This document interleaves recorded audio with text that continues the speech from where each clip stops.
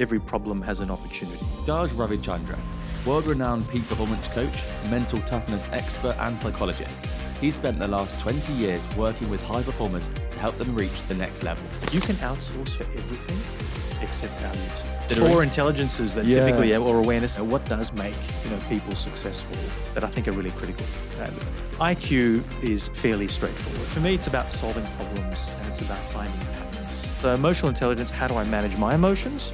And how do I manage the emotions of other people around me? The third one is social intelligence. This is the idea of how do I build a community around me? Fourth thing is what we call CQ, it's commercial intelligence. Can I identify a product or a service? Can I attribute a value to that product or service? And then can I actually convince somebody that they need to have it?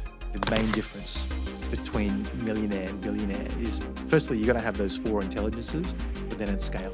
What do you think are the common psychological barriers that high performance entrepreneurs face? I think most of them can be drilled down to your... I've got a quick favour to ask you. Nearly 90% of people listening to this podcast right now don't follow or subscribe to us. And my goal is to get that down to 80%. So if you've ever liked an episode or a clip that we've put out, please could you click that follow or subscribe button. It helps us more than you know to bring more guests onto the podcast and put out better and better content for you. Thank you. Before we dive into this episode, I want to take a second to speak about our sponsor, Pith Stem, who we are thrilled to have on this journey with us. As someone who is always looking for ways to improve my healthy hustle, Pith Stem's DropTop desk stood out to me as the best full work-from-home solution on the market. The world of work from home is changing, and a laptop or screen perched on your lap or dining room table isn't enough anymore. It's imperative that we have a solution at home that matches our productivity station that we can have in our office. But of course, homes weren't made to be worked in, and not all of us want a dedicated study. That's why I'm so happy that Pith Stem created this perfect solution. They designed this desk with both the needs of the professional and their home in mind. It's perfect because it allows me to have a full productivity station that suits my needs and helps me get the most out of every minute that I spend at it, not only so I work comfortably, but that I actually enjoy it. And the best thing about DropTop, I can close and lock it at the end of the day to keep work and home separate. And it looks awesome on the wall. You can get your DropTop desk anywhere in the world from pithandstem.com or just Google DropTop and you'll find it pretty quickly. So you and your team spend a lot of time understanding problems. That word understanding came up a lot in this research. And I was really interested in why and where that comes in as part of your philosophy with you and the team. Yeah, so I think understanding for us links very much to self-awareness. And it's not only the self-awareness of the individuals or the teams that we're working with, but it's also our own self-awareness, right? And so as a result of that, if we are truly wanting to help somebody, support somebody, we need to be able to understand where they're actually coming from. That informs them as part of the process, but also informs us in terms of the potential path that we might want to take in terms of supporting them as well. And how often do you think that they don't understand their own problems when you start to get into the nitty-gritty of what's going on? So it's funny, I would say during the first sort of 10 minutes of any sort of coaching conversation, it's very rare that the first few things that are mentioned are the things that we end up getting into, right? And so the discussions are very much layered, as you and I know when we're talking to people. I mean, you do this on a very regular basis, right? And so as we're talking, you are uncovering the layers. And so typically what's happening is that you are peeling through various levels of self-awareness as we're going through the conversation. And so as a result of that, that allows us to then be able to get through to the underpinning values, right, that sit there. Yeah. And I think that in itself is really interesting because we know that problems grow as we grow. You know, you think, oh, if I get to this amount of money or I get this size of team, my problems will go away. But in actual fact, they get bigger and bigger and bigger. And then hearing you say that, where as you grow, you know, your problems are just maybe you're less aware of them as you go into. I think that's a really interesting side effect of sort of the whole development phase. So I would say, you know, as I'm getting older, I'm 46 at the moment, Freddie, and I think as I'm getting older, one of the things that I'm noticing is that there are these three levels that keep coming up, right? So the first level is the typical problem that you face, right? And that's what everyone presents. The next level is how that problem makes people feel, right? So understanding the emotional state, you know, that people are in. And then the fundamental piece that is driving actually the problem statement is the value that is actually being threatened, right? So I'll give you an example, right? So say, you know, you're working in a team, right, an organization, and there's a manager or a leader who is constantly micromanaging, right, that team, right? So that's the problem, right? That's what everyone sees and feels, right? So if you're going to ask that manager, what's actually happening, right? They might say, look, I'm feeling really frustrated because I've got to make sure that we deliver on the goals that we promised that we're going to deliver the organization. My team they're barely there. They're constantly taking coffee breaks, smoke breaks, doing all these vape breaks or whatever they're doing these days, right? But the fundamental reason why someone might be micromanaging is because maybe they feel that if the team doesn't deliver on their job, that their job's on the line, right? Now, that could be about security, stability, right? So on the top level, it looks like this person's just being an a-hole, right, for being a micromanager. But actually the value is I may lose my job. And if I lose my job, particularly in a place like Dubai, where my visa is linked to virtually every other part of my life, right? My kids' education, my healthcare, my rent, that is a massive instability that could be caused. And so once we address that at that values base, all of a sudden we can start to work upwards, right, and get to the problem. Most people start with the problem first and start to dig, right? So it's sort of one of those things where we start, the understanding helps us to work the other way around. And that's a bit that I find fascinating, and this is why I love the psychological side of just people and behavior in general, because what you've just said there is it's so clear when you say it, but you don't think about it in that way when you're thinking about it internally. And so you're talking about there being an actual problem we need to solve. So effectively the stable side of what we need to solve. But then there's the dynamic side of what we need to solve, which is how to even get through that first wall to the problem. And we see this when we talk to consultants, as an example. They go in and they think, I've got all the answers and I'm going to teach this company how to use their tech stack better. But you have to work with the CTO or someone who's responsible for putting tech in a company.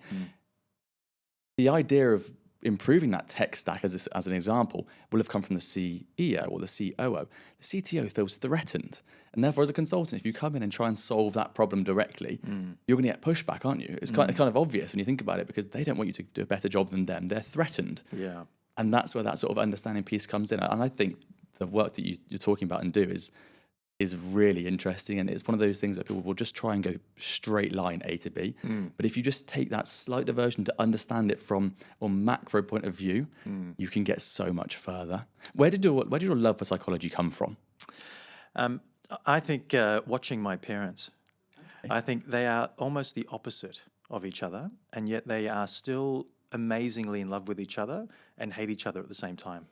And I think growing up, one of the things that I sort of realized was, how do these two people, right? And I remember this as a child, thinking this, right? How do these two people who cannot be left alone, right? They always do everything together. And yet when they're together, they're just constantly at each other, right? And even to this day, I mean, they've been married almost 50 years. And I think there is something deeply powerful about working out a way of knowing when you can actually function with somebody and still know that there is going to be dysfunction and accept the dysfunction, right, that exists. And I think that sort of was interesting to me. I always loved solving people's problems. I think that was something that I had as a child. But if you want to go really deep, and this is something I've done as a personal exploration, it was very much around my own insecurities. Right? So as a child, one of the things that I learned was I became a people pleaser. It was one of the things that I did because I realized that if I wanted to get attention and affection from people who are important to me, that I would actually be able to, if I pleased them, that I would be able to have that affection, right? And this happened when I was 8 years old. I brought back a report card, right? We'd migrated from Sydney to Australia, and I'd been in the country for about 3 or 4 years at that point. This is my first proper report card with grades. Right? From where to Australia, sorry? It's from Sri Lanka. Oh, Sri Lanka, to okay. Australia, Yeah. And so, we left, there was civil unrest, civil war, taking place.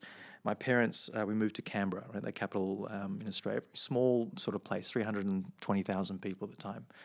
And that first report card had all A's except one B, which was for English, right? My mum didn't talk to me for 3 days. Right? Now, it wasn't because she was trying to attack me or she was being cruel to me in some way intentionally. She was trying to process it for herself and what this meant for her, right? And what did she need to do? Now, what did an 8-year-old Gaj decide to do? In that moment, he decided to create a narrative to create safety for myself, which meant if I can please my mum, right, that means that she will probably love me. She'll probably want to be there for me and to support me, right? And I'm not going to feel this affection being taken away. So as a result of that, out of that insecurity, that drove the rest of my life, Freddie. Everything I do now is about people pleasing. Now, it's not that insecurity is a negative thing. It can be when it's directed towards unhealthy behavior, where you don't know your boundaries and so forth, right? And I've had to learn that the hard way, right? As a lot of us have, right? But then there's this wonderful side to this, right? Which means if I've got a people-pleasing insecurity, maybe I can use that to get the best value for my clients. Maybe I can use that when I'm having a conversation with Freddie in a podcast, right? Which means that I'm going to try and make sure that you get as much valuable information as possible for you and your listeners, right? Maybe it means that when I'm sitting with my daughters, right, that I might want to actually spend some quality time with them and actually make them feel happy and content about what they do. So out of those insecurities, a lot of our main drivers tend to originate, right? And, you know, sometimes when we unpack those things, you start to see phenomenal things taking place. And I find this a lot with entrepreneurs. It's not an accident that you find that people want to become entrepreneurs, right? There are some very common insecurities that take place that drive that. Elaborate on Like this. what? Yeah, that's really interesting though, because I'm sure there are. Yeah, absolutely. So one of them tends to be around this sense of meaning, right, or purpose. So by that I mean, can I have an impact? Maybe when I was younger, I didn't have the opportunity, right, to kind of get the exposure that I wanted. You'll tend to find that most entrepreneurs actually tend to be quite introverted individuals, right? They're quite deeply, contemplative about things. It might also mean that therefore, and this is not across the board, but some of their social skills may take more time to develop, right? So this sense of hunger, ambition, drive, commitment, all these things tend to come up, right? And so as they come up, they manifest in different ways. So you might find that there are some insecurities around fear of failure, right? There might be some insecurities around relationships and wanting to build relationships, not knowing how to build these kind of relationships, right? There might be some insecurities around, how do I attach myself to the right people and get in the right environments, right? Am I going to mean anything in this world, right? People say sometimes, it's about money. People want to get this, security and a big check, right, at the end of the day. I find that it's a very rare thing, right, that people are driven by that. I think money leads to something else. Money is typically not just the motivator itself, right? It's something around a sense of stability or security. Perhaps it's around purpose and meaning. Perhaps it's around showing that you can actually make a difference, right, and have some sort of sense of value, right, in the world. I think that's really interesting. There's so many points when you break it down, what makes up an entrepreneur. And people have said that entrepreneurs are extroverts and they're people that just want to go out there and just make sales. And you look at the biggest entrepreneurs in the world, and like you say, most of them are actually introverts or deeply reflective learners. Do you think that there is a correlation between entrepreneurship and a level of narcissism, where over time as an entrepreneur, no one's going to say well done. And so if you do see success and you're resilient enough, which I'm sure we'll touch on soon, that starts to sort of snowball into maybe I am incredible. What do you think the link is there? Yeah, I mean, look, there's some obvious examples of that, right, with little Mr. Musk and so forth that we might see. But I think that sense of self-belief is a really important one. Some people might call that ego, right? And I think there are different ways of looking at ego for me. On one hand, we have ego, for example, in the old Vedic scriptures in Hinduism, right, written 3,500, 4,000 years ago, you'd look at certain pictures and they'd sort of depict a god, right? I mean, for me, for example, Gaj is named after the elephant god Ganesha, which is the remover of obstacles, right, which is interesting. That particular god has a little vehicle, which is a mouse. That mouse is always very small in that picture. That is meant to be the size of your ego in relation to you, right? Then you go to Freud, right? And Freud would say something a little bit different. Freud would say that ego is the counterbalance between these two opposing forces. On one hand, you have the id, which is your immediate gratification that you need to have, right? It's a bit like me walking past a gelato store, right? And, for me, pistachio gelatos are my favorite.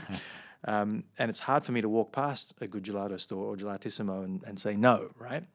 But the id will say, go on, you can have it, right? It's not going to make much of a difference. But then there's this thing called the superego, which is the highly moralistic, principled part of you, right? Which says, Gaj, you've got diabetes in your family, right? It's probably not a good idea to go down this path of taking this gelato right now, right?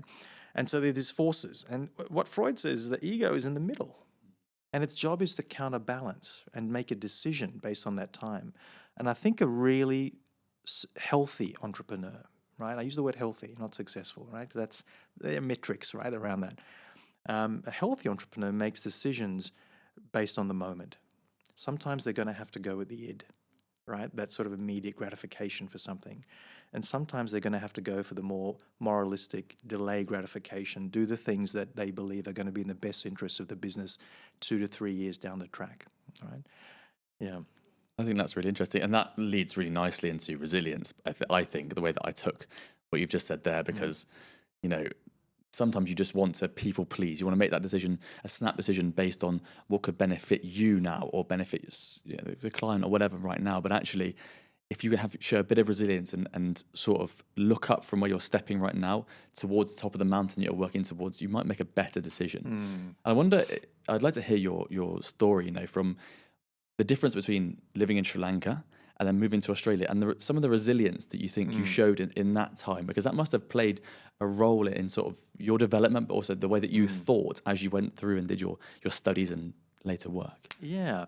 So I think for me, I left when I was 4 years old, so I have very little memory of me in Sri Lanka. I think the thing that was probably the most impactful is growing up, right? You have these two worlds that I have to live in. I sometimes sort of say, I was Bruce Wayne, certain times, and Batman, in other times, right? So, I was Bruce Wayne during the day where I have this Western, individualistic sort of environment that I was growing up in Australia. You have to celebrate achievements. You got to go out there and prove yourself and, go for it, right? And then you have this collectivist culture, which was that, subcontinental, environment, where it's very much focused on community, right? And the individual is no more powerful than the individual, than the sort of collective. And so, the fact that you could say, but I was a fantastic, performer in this, you'd be shot down very quickly in a collectivist environment. So this constant tussle was happening, right? And I think initially I thought it was a curse, right? How am I going to balance these two things? But eventually realized it's actually a strength, right? You can then empathize with people who are coming from these kind of different environments. You get to see that the tiptoe dance that they have to do around these things is really important, right? And so I find that to be really interesting. And I think also one of the things around the resilience piece, it's about being able to bounce back from problems, right, and challenges. Now, you need a reservoir of experiences to be able to do that, right? So say, for example, today I got a call from an investor saying, look, we were going to go and invest in you. We've decided to put those funds somewhere else, right? And you were expecting that money to come in, right, to kind of operationally keep you going, for the next 6 to 12 months. Now, if you've had a reservoir of setbacks, failures, right, that you can draw upon at that moment, and it doesn't matter whether it's in business or not, right? The human brain does this wonderful thing where it says, I felt this before. I know what this is, right? And I know that I can overcome this, right? Because I've got a narrative that I tell myself and that I've told myself as a story for many, many years. And as a result of that, I'm going to be able to pick myself up and keep going, right? Now, it doesn't need to be in business only, right? You can have stuff from when you were 7 years old, right, when something went wrong and you were able to pick yourself up. You can have something from the first boyfriend or girlfriend who dumped you, right, and you had a relationship where you could actually overcome that. It could have been from, your grades not being great or not getting into the university or the choice of occupation that you wanted to get into. All of those things play a role. What we don't do is consciously realize that that is one reservoir. What we do is we partition them. And we say, but I haven't had that much experience dealing with setbacks in the business world, right? I've only been doing this for a year. But you've had maybe 30 years of dealing with setbacks, right? And so the brain does this thing where it segments and fragments sometimes at the wrong time, right? And we have to consciously tell it what to do. And this is the difference between the brain and the mind. These are two different things, right? The brain is there to survive. It is our survival mechanism. Our mind is there to thrive. It is our software upgrade, right? And every day we get a frickin' iOS upgrade option that is sent to us, and we can decline it or we can accept it. The ones who tend to have success have chosen accept more often than reject, right? And that is the part that differentiates phenomenally successful people, right? From those who have average success to those who have had very limited success. That's the part that I find really fascinating, because we've spoken about this recently actually on the podcast, that you tend to see people that position themselves as students and people that position themselves as gurus. And that's almost, you've almost explained that actually in a bit in more detail, because the student is the one that goes, I will always learn. I'll always be open to being not the brightest person in the room or not the most experienced person in the room. And therefore they can keep going up and up and up. But as soon as you position yourself as a guru, you plateau yourself off, and you're almost, like you say, saying no to that upgrade every day. Yeah. That's almost the way it would work, right? Absolutely. And so what happens? I mean, your phone ends up working more slowly, right? It ends up getting more viruses and bugs, right? It requires more fixes. So as a result of that, you're just going to delay the inevitable here, right? And so then that is a conscious choice, by the way. You have to make it conscious. Sometimes we think, why didn't I learn that lesson when I needed to? Well, you actually had the choice, right? It's a bit like stress is a choice. Yeah. Right. And, we have to accept that sometimes. It's a bitter pill, right, to swallow. But stress is a choice, because you can have two people in the same environment, right, and having completely different memory of that situation and how they then choose their paths to go, right? So that is fascinating. I think it is, absolutely. And the amount of entrepreneurs that have sat there who have been really successful, and the one commonality, or there's a number of commonalities, but the one thing that stands out right now is that the ones that have done the best are the ones that say, I will fail faster than you will. And it's almost like you almost think, well, you think that I'm better than you. And they know that's not what they're saying. They're saying, I will take more opportunities. I will say yes to more. I will upgrade myself more frequently than you. And of course, with that comes a level of this is going to fail, this is going to fail, this is going to fail. But you learn so much from that. And it's interesting to hear the psychological side of that, like the depth of the thinking that's actually going on there. And people, we're only saying words, right? We're just explaining these things in very simple forms, but what's actually going on in someone's mind on that trajectory of success, I think is absolutely fascinating. Yeah. So what took you from doing your degrees into your early career? What was the step there? What was the first, was it a job, or did you go straight into your own role as a business owner? Yeah, so no, man, I think for me, I definitely didn't have the confidence, right, to kind of go from, working in a environment or studying and then going into setting up my own practice. So I think one of the things that happened is that, firstly, I didn't know anybody who was a psychologist. And so the way that I got into psychology was that I started reading about it in sort of year 10, got exposure to a few people, understood that, this was actually going to be something quite aligned to what I wanted to do. There was this thing called organizational psychology and sports psychology. I wasn't so interested in clinical at the time. I wasn't interested in the hospital type setting or environment. And so as I started talking to people, it started to make things very clear for me, right, about where I wanted to focus. And I think the other thing is, because I didn't have access at the time, or I wasn't aware of people, who were psychologists, I went a lot with what my professors were saying. And they're the ones who kind of guided me down this path of organizational and more sports psychology, right, around performance and leadership. And that became a massive part or influence, right, in the decisions I made. And also because I didn't know anybody who had set up a psych practice, I didn't want to take that leap of faith. And so it was only when I was 36 that, 35 actually, when I set up Compass with two other co-founders, where I found other people who had similar values, right? And that was a big lesson for me. As a mentor of mine, a guy called Ian Campbell, who was an ex-Olympian for Australia. And one of the things he used to tell me was that when you set up a business, you can outsource for everything except values. So when you're getting co-founders, find people who have similar values to you, because that's not going away, right? You can't outsource for that. And so that was deeply powerful to me. And it was quite restrictive as well, right? Because it meant that means you can't just pick anybody, right? And so as a result of that, it means everything else can be outsourced, right? And for me, that it took away a massive amount of pressure, right? And so then it meant I'm just going to focus on the people that see the world perhaps through a similar lens. Not identical, but a similar lens, right? And so that made a big difference. I really like that. I think I think that's so important because, like you say, you can outsource so many things. And, when you're looking at investing in businesses or whatever you might be doing, people might be worried about what the direction or, how big is it going to grow or how much work am I expect to do, all these little things. And it's like, if you just are on the same path and you've got the same big vision of the person you want to help or the problem you want to solve, I kind of love that. And also you can have more fun on the way. Absolutely. And if you have more fun, maybe the correlation is going to be beneficial on both parts. I want to talk about probabilities. So this is a term that I think you coined, actually. I mean, oh no, I wish I had. Well, I read would a lot have about trademarked it. the hell out of it.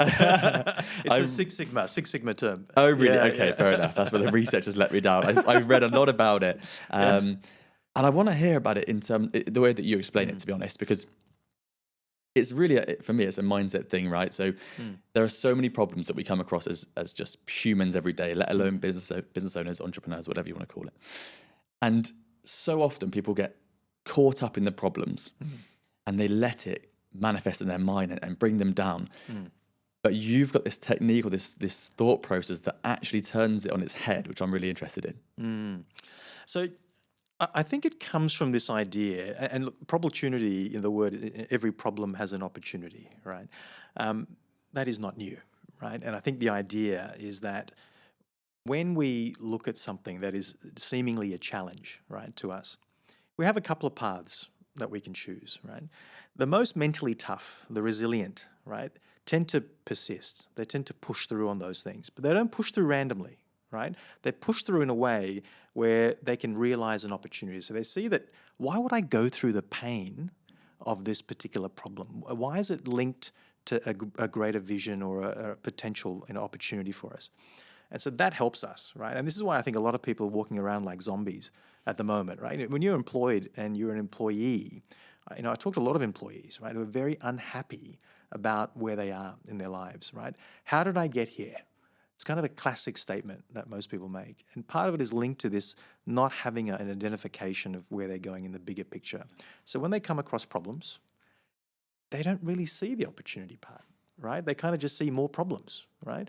In fact, there's a part of your brain that actually tells you to do that. It's called the reticular activating system, right? That part actually says, if you focus on the problem, you're going to see more problems. But if you switch that to looking at the opportunities, you will find more opportunities, right? It's a bit like when you buy a new car, right? When you're driving down the road, all you see all of a sudden when you're in your new car is more of your new car, right? They've always been there. You just haven't seen them, right? You haven't been focused on them. It's the same thing about problems and opportunities. And I think that part for me is interesting. So really great entrepreneurs are able to distill what the problem is and then move to, well, what is the opportunity going to represent for us if we would identify that? And then create an environment that allows people to actually come up with those opportunities. Now, those tend to be more safer environments, right? So that means, and this is something that's linked to that sort of Amy Edmondson idea, from Harvard around psychological safety, that the performance of any high-performing team is linked to how safe an individual feels to be able to raise things, right? So if you feel like you're going to raise something and you're going to be punished or humiliated, you're probably not going to raise it, right? Now, how many times have we been in our lives perhaps not said something, right, even though we believed it was going to help somebody, right, or a team or whatever it might be, because we weren't quite sure of how the consequences of that, message were going to be taken, right? And so as a result of that, if we've created the right environment, if we've in a mindset where we can turn problems into potential opportunities, and we have a reservoir of times when we've done that, right? It's the stacking the evidence, right? That you have done this many times, then you are able to pivot very quickly. And this is where sometimes even the language, words matter, right? And so for example, when we use the word failure, right? Some companies have eradicated that word, right, from their culture. They'll call it an experiment. They'll call it a study. They'll call it an exploration. They'll call it a pivot point, right? Whatever you want to call it, right? Simply changing the words, right, makes us do things differently. And the reason is because of the algorithm that runs every single one of our lives, which is that thoughts affect feelings. I just want to briefly interrupt this podcast so I can talk to you about Nutrition Kitchen, who have kindly sponsored this episode. As entrepreneurs who are looking to stay as healthy as possible, fueling ourselves with high quality food without breaking the bank or wasting time can be tough day to day. Nutrition Kitchen solves that issue by delivering incredible meals to your door, tailored to your diet, whether you're trying to lose weight, build muscle, or maintain balance. They change their menus all the time so you can choose from a variety of dishes and leave the monotony of meal prepping behind. Now, back to our guest. And feelings affect behavior. All 8 billion people, every human being that has ever existed, has operated on that same cycle. So you as an entrepreneur, if you know that, right, you can manage your teams more effectively, because what you got to do is work out if I'm seeing a behavior that is dysfunctional, it's not helping, how do I go backwards? How do I say, what is that person feeling through that process? Then what are they saying to themselves? Because if I can adjust their thoughts in a positive way, they're going to feel things differently and they're going to behave differently. And this is more relevant than ever, I guess, because, if people are listening to this who have got a team or they're growing a team, the younger generations now, and I include myself in this, that we would always look for jobs every couple of years. People move on so quickly now because maybe it's an addiction to dopamine and just moving on, you never know. But that's what we're seeing. People move on really, really quickly. And anecdotally, there's some stats to say that the majority of people will look for a new job or they will move jobs between the age of 26 and 32. It's a massive majority, mainly because they feel like they haven't achieved as much as they thought they're going to achieve by that age, and then they move on. Which is sort of classic, people coming out of university thinking that we're all amazing. After 3 years, you haven't got to what you thought and you're going to move for whatever, a few more years. So my anecdote is, I fall into that category. I came out of university, I did my master's, and then worked at an amazing place. It was similar to a Google office, right? So it was like the world's largest digital publisher, no blame culture, agile. The average age of the team was about 29, had some massive success there. My boss, I was 26 when I left. My boss was 34, 35. So in a very small envelope in terms of age difference. My job before, they were all in their 60s. And I felt very different to them. Anyway, the point I was going to make is that there was no blame. And therefore, you could really, even as a young person, you could make a difference because you could point out things. No one was going to say that was a stupid question or a stupid thing to say. It was all taken on board, which was really cool. And that's why I think there was success. But I left because I had this conversation with my boss, and there was other factors as well. We had a pretty near fatal car crash, which was a massive catalyst. But really, at the same time, my boss and the leadership team in our department, they were incredible. I've learned so much from them. But I realized that they were only 8 or 9 years older than me, and they weren't that different. Their life was very similar to my life. Maybe they could afford a few things more than I could, but I didn't see enough of a difference. And therefore I saw that problem of, if I spend another 8 years here, I'll be in my mid-30s and I'm not really going to see your future. See my future. This is what everyone goes through probably, right? Yeah. So I'm taking it back to that opportunity. I saw that as a problem and then took that risk to turn it into an opportunity. So I wanted to sort of lead that on to you. How do you stop your team in this day and age where we move jobs so quickly, or we at least look for jobs so quickly? How do you make someone who, on the surface, has it all, it's a cool job that they're doing well, but they still leave because they're seeing what is potentially an opportunity to have a good career as a problem, not the other way around? How do you stop that? The question that I always go to is their soul being fed? Okay. Right? If your soul was being fed in that instance, Freddie, and the organization could have found a way, right, for you to grow beyond, right? They could give you a vision of something bigger than the 34-year-olds, right, that was sitting in that organization, and you could see growth. You could see opportunity for yourself because clearly you're an ambitious guy, right? That might have given an opportunity for you to see things slightly differently. Right? Part of that is because repeated thoughts become beliefs. So we need to change the way that we think. We need to create a narrative in people's minds, in our team's minds, that creates beliefs that are much more sustainable and helpful, right? And if we just have the same thoughts, the same conversations, the same vision, right, that's being articulated, Well, you're just reconfirming the same beliefs, right? There's nothing new or aspirational to kind of work for, right? And I think this is what makes working in a startup or an entrepreneurial environment so exciting, right? Because that is constantly changing. It's in flux all the time. Your soul is being fed. Now, sometimes it's being fed shit. You've got to kind of manage that. I'm sure you'll beep that out. And other times it's being fed gold, right? And those moments when you are being fed gold are addictive. And this is where your serotonin and your dopamine, everything is firing, right? So it's almost like it is an addictive sort of situation to be in, right? And this is why we don't really talk about work-life balance in the first 3 years of a startup, right? Because actually your work should be feeding you, right? That is such a powerfully rich time. And you think about most organizations when they started off in that first 3 years, people are just on another level of engagement, right? Now it's hard to sustain that, right? The human body it's hard to sustain from a physiological perspective. But mentally and emotionally, soul-wise, right? It is rich. So how do you take elements of that, right? Particularly after that first 3 years, and you sort of apply elements to that, right, to keep people going. And you need to create structures, you need to create opportunity, you need to create paths for people, right, for them to feel like that connects. I don't know if that resonates with you. Okay, so what about if someone's listening to this and they're thinking, startup or slightly bigger, scale up, maybe they're a fully flourishing business, but they're going, well, I don't have an opportunity for someone to grow. Is there a way to keep their staff motivated and feed their soul? Or at some point you have to draw the line and go, okay, if they want to grow, I'm going to have to let them go. Yeah. There's definitely a lot of moments or times when you're going to have to let good people go, right? When you can't necessarily provide the opportunities for their soul to grow. One of the challenges is the limitations that we create in our own minds as an entrepreneur around this, right? And I think the biggest block is thinking that we know what is important to that other person. So we need to ask them, what is actually important to you? What do you want to get out of this experience, right?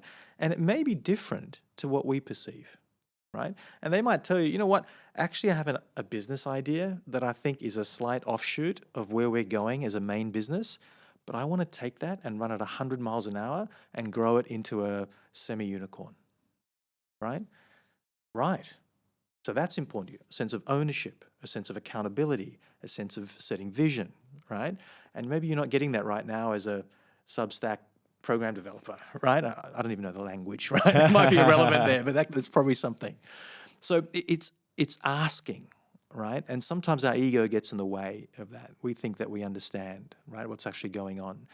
But no one knows that person better typically than that person, right, in terms of what's important to them. So it comes back to understanding again. There you go. So the theme, Full isn't circle. there? Well done, Freddie. Okay, brilliant. So does this relate to the 4 awarenesses that I've heard you speak about? Is that fair enough? Is the 4 awarenesses that we should be considering? The 4 intelligences that typically, or awarenesses, So over the years, the last couple of decades, I've been looking at, what does make, people successful. And I think there are 4 for me from an entrepreneurial perspective, but also just from a general business perspective that I think are really critical. Right? IQ is fairly straightforward, right? But for me, it's about solving problems and it's about finding patterns, right? These are the 2 main things when it comes to IQ. IQ only has a 7% correlation with overall success, right? 7%, right? So we place all this massive focus on college degrees and academic achievement and all that kind of stuff, right? Which is where IQ is traditionally kind of assessed, right? But 7%? What's the other 93%, right? That kind of contributes to this. So then got me thinking. So we know emotional intelligence. So most of the reason that I get involved with leaders is because their emotional intelligence is quite low, right? They've been super successful as technicians or people who are technically gifted, whether from the finance world, whether from technology or whatever it might be. But as they sort of grow, they realize that that's not going to be enough, and you're going to have to bring an entire group of people with you, right? And that requires engagement. And engagement is about emotion. It's about telling a story that connects people emotionally, right? That creates a sense of belonging. If you don't feel that you have a belonging to something, you're not going to put the effort in, right? It's an in-group, out-group bias, right, that we have. So we need to manage that. So emotional intelligence, how do I manage my emotions? And how do I manage the emotions of other people around me? So in the case of certain entrepreneurs, some we might have mentioned on this podcast, they might have very low emotional intelligence, but they've got a group of phenomenal people underneath them who can do that, right? They complement their lack of emotional intelligence by having highly supplemented EQ in their leadership team. The third one is social intelligence. This is the idea of how do I build a community around me? Right? Now, I have a lot of entrepreneurs who are introverts who are like, Gaj, this is not me, right? I'm not a good person at building a community, right? I don't have the energy, right, to do that. Now, there's a very big distinction between being good at something and it being a preference to you. You can not prefer it and still be good at it, right? And building a community is a skill, right? It's not a preference, right? If you prefer it and it's a skill, fantastic, happy days, right? But it's actually something you just got to do. You got to build a sense of people wanting to be a part of something that you believe in, right? The fourth thing is what we call CQ. It's commercial intelligence. This is different to financial knowledge, right? So, because I always met people who understood how to look at a balance sheet, right? They could look at a P&L and they could say, right, this is where I feel like the issues are, right? But then you go and ask them to go and commercially sell a product or a service, and it's a cluster crap show, right? So there's something missing, right, in that element. And that means, for me, commercial intelligence is, can I identify a product or a service? Can I attribute a value to that product or service? And then can I actually convince somebody that they need to have it? That is commercial intelligence. It's got nothing to do with a balance sheet, right? And you've heard all the stories of Richard Branson not knowing what the difference between profit and revenue was and all that kind of stuff, right? So there are many, many stories like that, right? And so I think when you have those four, IQ, EQ, SQ, CQ, right, working in unison, when you find that in one person, if you're a private equity company or a venture capital firm and you've identified the person who has all four of those intelligences, put money behind them. Really? Put money behind because they understand the problem. Invest in the person. Invest in the person. Okay, is that what you see when you're looking at working with these big private equity firms or VCs? They're looking for the person over the idea. Absolutely. Oh, wow, okay. Massively. And in fact, to the point where when even those ideas break down and the business doesn't do well, you will find that if the person is of that caliber, that VCs and private equity companies will follow that person to see what their next venture is going to be. No way. Yeah, okay, that's absolutely. interesting. So I wanted to ask you, because I know you've worked with some amazing entrepreneurs and millionaires, billionaires, whatever. And the question I wanted to ask is, what is the difference between a millionaire mindset and a billionaire mindset? But I feel like you've almost just touched on it then. But is there more that you can explain there? So I was sitting, this is about 3 or 4 years ago, just after COVID, and I was having dinner with a guy, and he's super successful. He's been in business for 35 plus years and built a very successful business. And I sort of asked him, why are you sitting over there and I'm not sitting there, right? What's the difference, you think, between you and me? And he said, Gaj, would you put everything on the line, right, including your children's education, right, to grow something that you believed in that was sitting up here? I said, no way. He goes, well, there you go. Right? And I think what he was trying to insinuate to me was the risk appetite. The way that I look at going all into something, right, is very different from me, say, being a millionaire compared to a billionaire. The scale at which I am going to have to think differently, the risk that I'm going to have to take, right, the kind of decisions that I'm going to have to take are very different, right? And so as a result of that, I think it's not for everyone, right?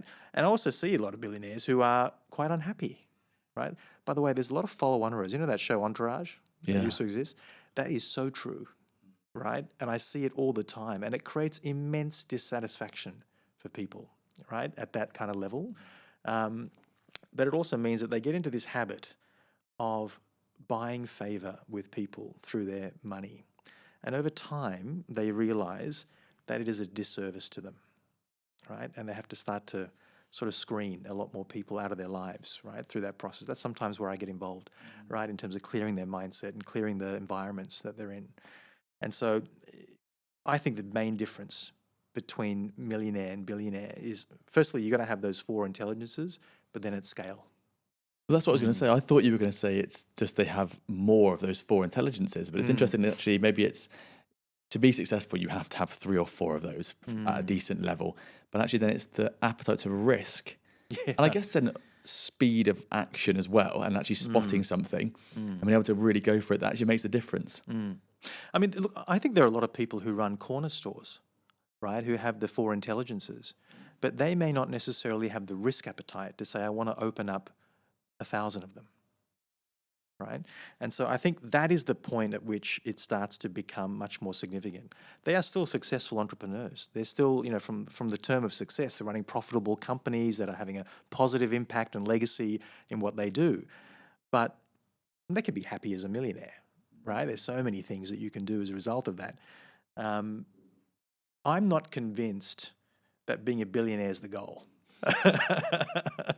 And, you know, I think the more that I see, the less appealing that is, right? And so I think it's more, rather than focusing on that, it's, of course, you know, the impact and the sense of what is my soul going to feel like, right, as a result of going through these experiences. I think I've heard you speak about it before, and it made me think about this point, which is, like you say, if you say, well, my goal is to become a millionaire or a billionaire, whatever it might be, if it's financially backed, are you ever actually going to be quote unquote happy? And some of the people that I think I know that are the happiest have got the 4 intelligences, they've ramped it up, they've worked hard to get to where they've got to, but then they've throttled down to a place that they're really comfortable and they have absolute happiness. And it makes me think of, I'm pretty sure I've used this analogy before, the space shuttle, or, you know, SpaceX, going back to Musk again. He's getting a lot of airtime today.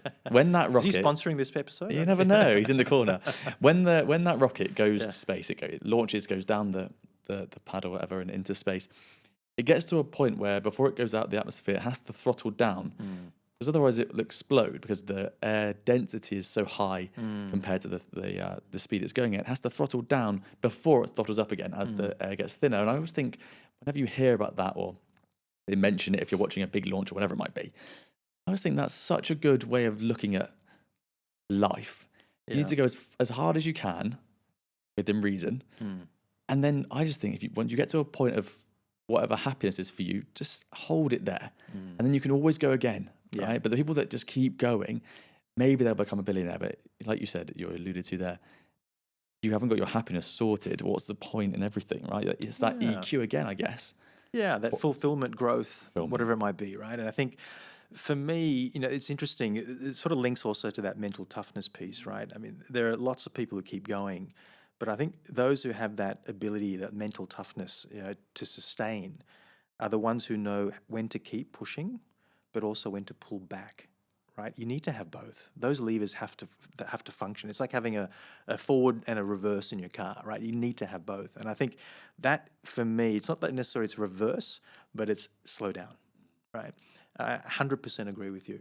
I think that element, that awareness is so important to then say, the reason I'm slowing down might be to accelerate again, right? Or to recalculate what the plan is, right? Or it might be to say, you know what, I'm done. I'm going to sell out and I'm going to go and open up a little restaurant in a little village in Italy, in the north of Italy, and I'm going to settle down, right? And kind of do that, because understanding what the purpose of those achievements were, again, going back to your values, right, is fundamentally important.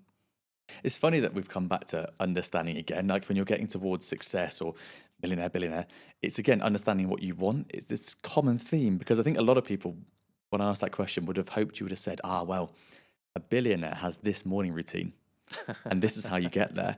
And I think people are looking for that nugget, aren't they? That little pill of this is what a billionaire would do. They'd get up a bit earlier than a millionaire, work a little bit longer.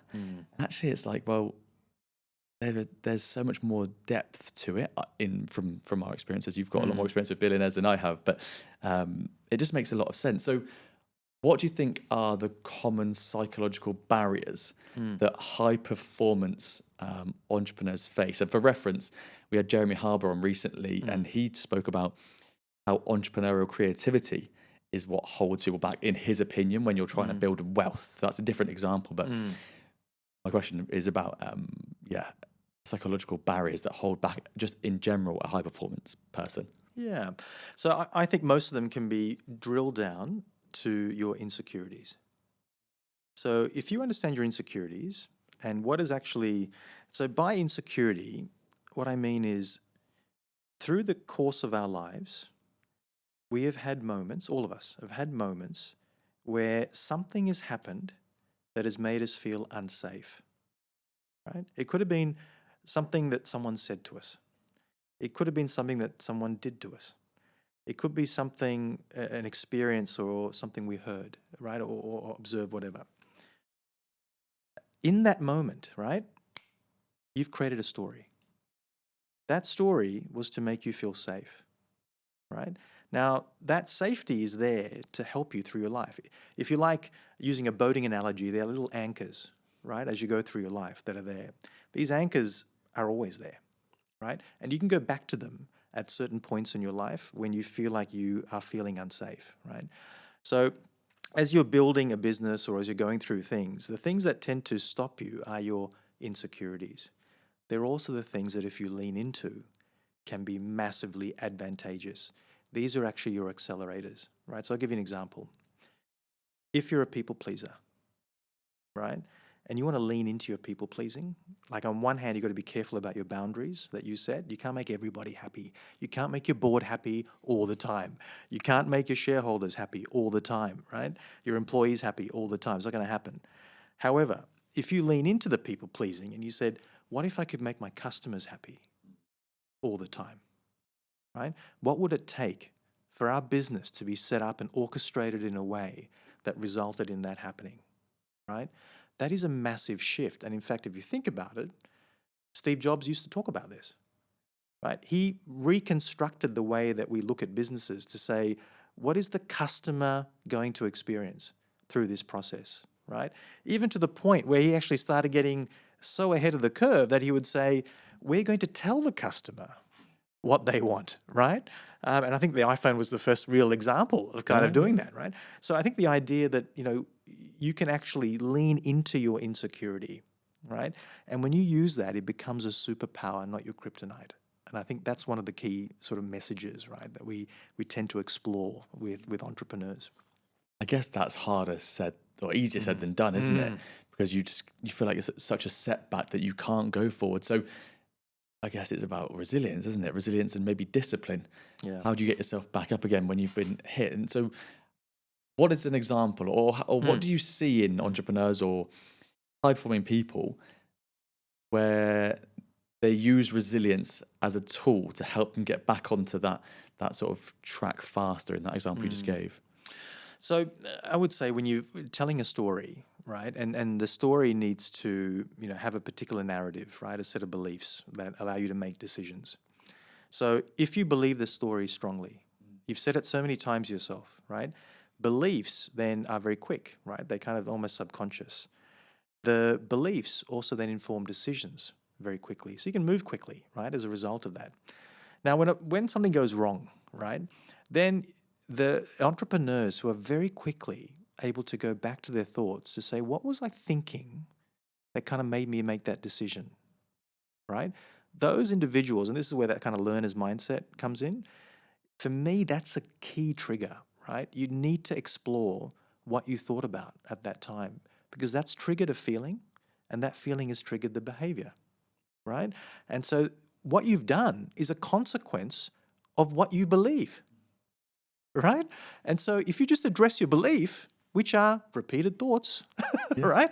You can literally start decompartmentalizing, right? What you have done. The ones who do that the best, and this is where self-reflection time, Gates used to do this. Bill Gates used to literally leave half an hour on a Friday afternoon where he would deconstruct his thoughts. Wow. Right? It became a discipline. Now, when you do that intentionally, not accidentally, not as a consequence of screwing something up, right, but intentionally, that becomes a practice. You talk about in your 1%, right? 1% every day, if you're looking at improving.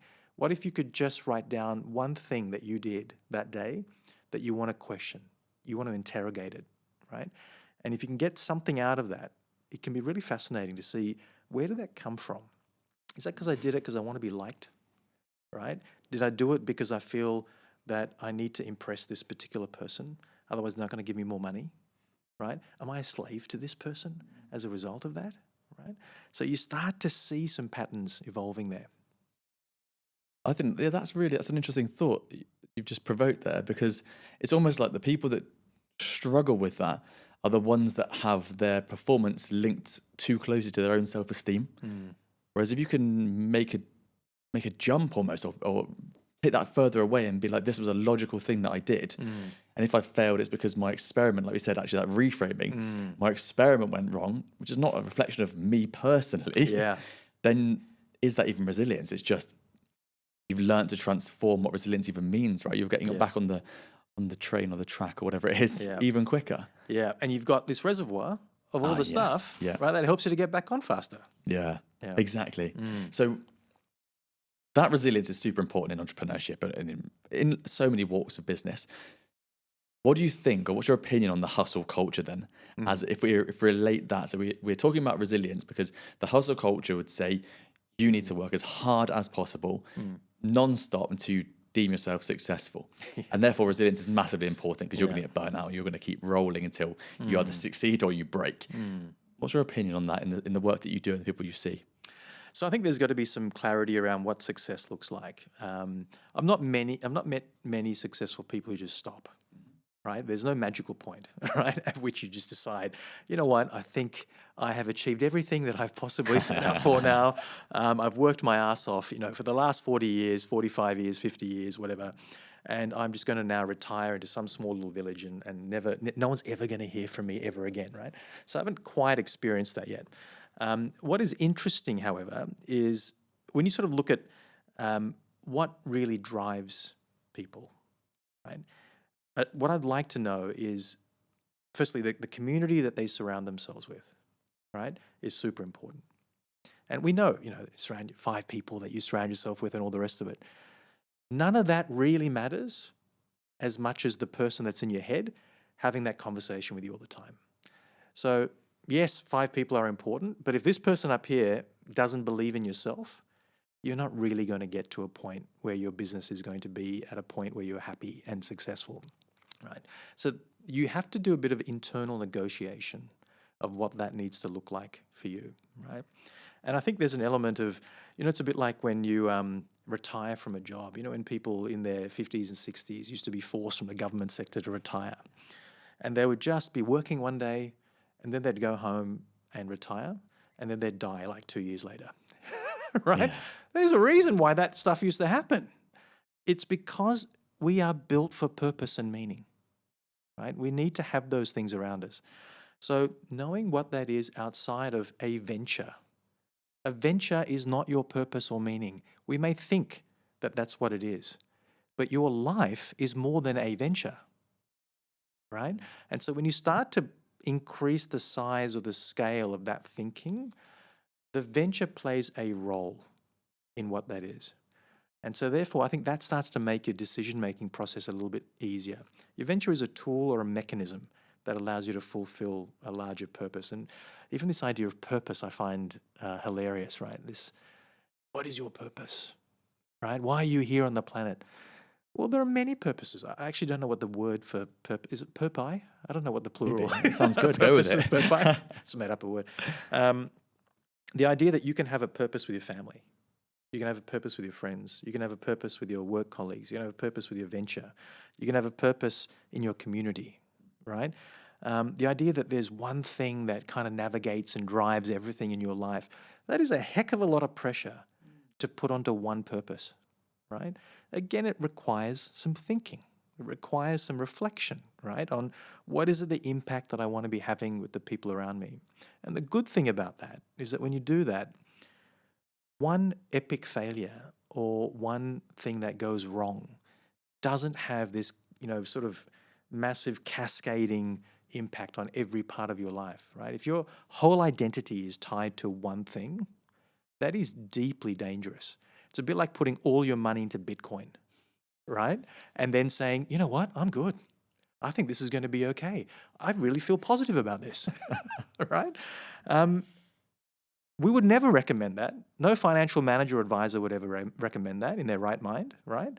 And so, but we do that with an organization, with a venture, right? We go all in, right? Not to say that you shouldn't, but your self-worth should not be tied to the success of that venture, right? Now, that requires a lot of work. That requires people outside of yourself supporting you on that, because humans are deeply terrible at being objective about ourselves, right? So we need other people around us. There's a couple of things you said that I really like. I love the idea of having at least some level of reflection on your purpose in different areas.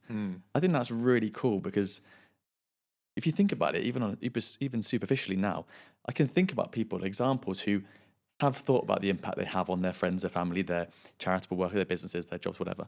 I can picture those people, and I can also picture the people that haven't thought about it at all, and they're just going through life, having a good time, but they might not achieve or find as much fulfillment later on. I'm just assuming, but maybe that's true. I mean, from what you're saying, maybe that is true. Everything you said was about people, if they don't find an impact, or they don't make an impact over time, if they just quit their jobs, they die. That's really interesting, because I might have had some poetic license on that. I'm not sure that's I'm going with that. statistically true. You've said it now. I'm writing that down. But it's so true, because I completely agree that you've got to have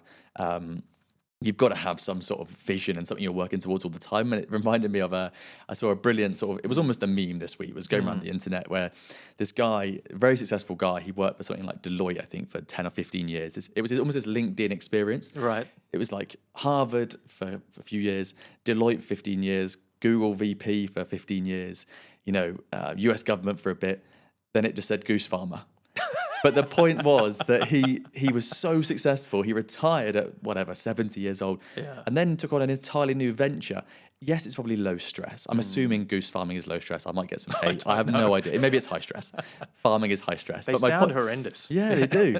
Tastes amazing. But my point is that he's gone into the next thing, hasn't he? And that's a great example of successful people just have something to work towards. It has to be just a small goal. I'm sure he's not going to try and make that into a £1 billion goose farm. But the point is that there's a reason to get up, and there's a reason to work towards something. I love that kind of thing.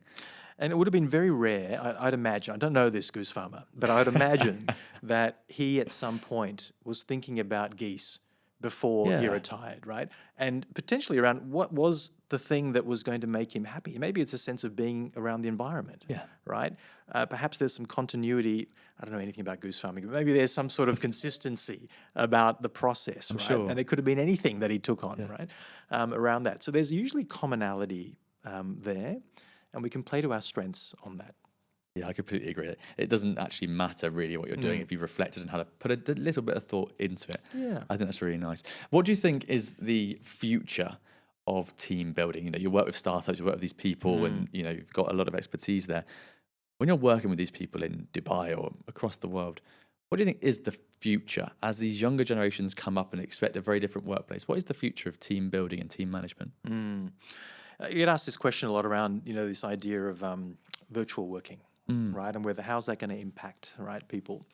And I was asking the CEO. He runs a $2 billion retail company here, well-known business, and he's saying, Gaj, I think people really got to be careful about what they ask for, because you might want to work 2 days from home, and then maybe 3 days a week from home, and then maybe 4 days a week from home, and eventually, I'm just going to find somebody who works overseas who's a third of your cost, and I'm just going to outsource that. Right? Because you're not having any value in our culture and our business. So be careful what you ask for.